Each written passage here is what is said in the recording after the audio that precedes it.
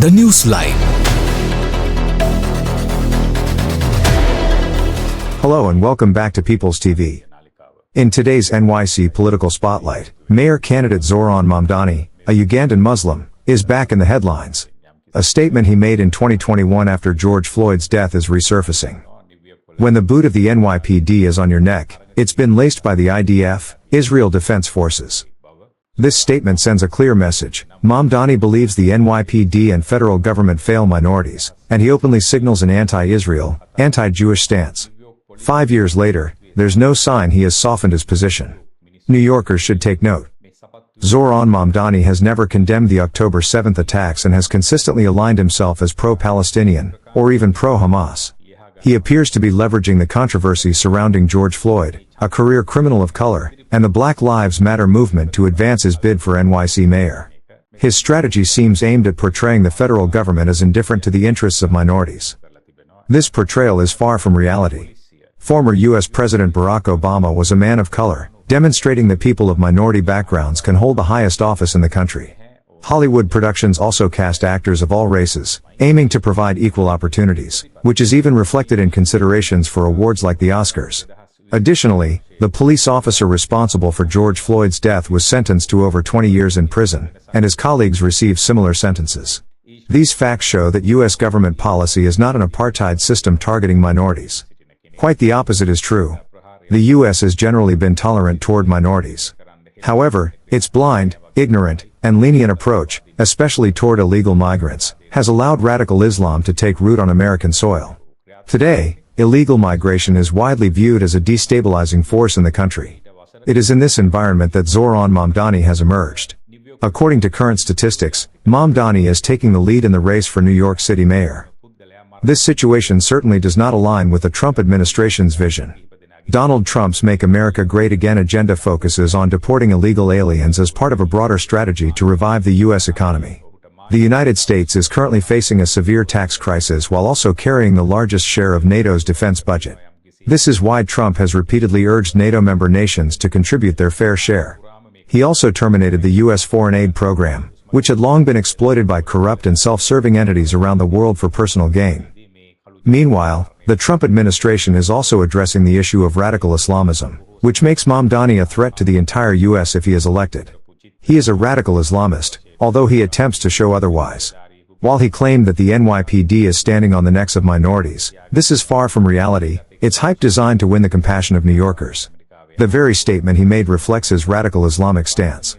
Additionally, he is using the Israel-Palestine conflict to appeal not only to Muslims in NYC but has also twisted the issue to win over some Jewish voters. He is exploiting the current geopolitical situation to bend the will of New Yorkers.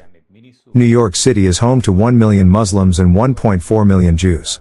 This Jewish diaspora has influenced not only NYC but the entire U.S. Around 80,000 jobs have been created by industrial plants and projects launched by Israeli firms in the city, with over $17 billion invested in the past few months alone. New York City is home to 1 million Muslims and 1.4 million Jews.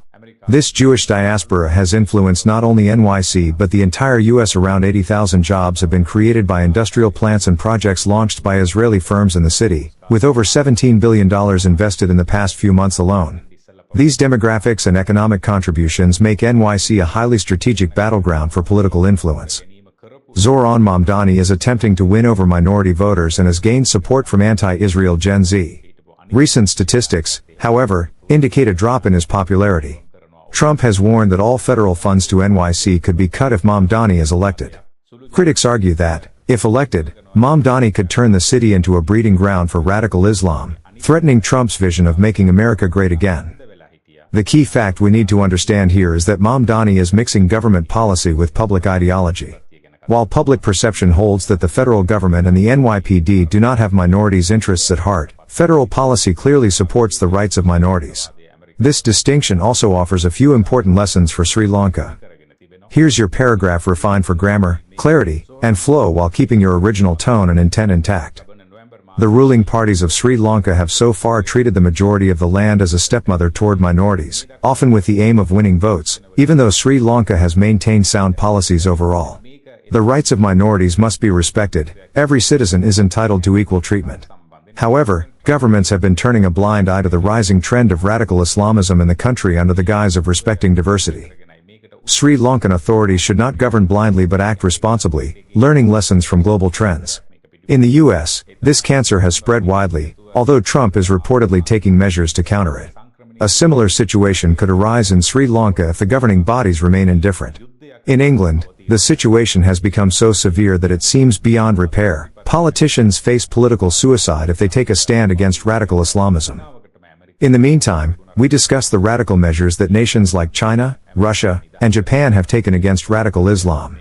China has gone to the extreme measure of destroying Islamic places of worship. While Sri Lanka may not have the environment to implement such drastic solutions, it can still learn valuable lessons from these nations, such as regulating the construction of Islamic places of worship and ensuring that religious practices are integrated into local laws and legislation. If this report helped you see the situation on the ground clearly, don't keep it to yourself. Like, share, and subscribe to People's TV, where truth has no agenda, and facts speak louder than spin. Subscribe us for more details.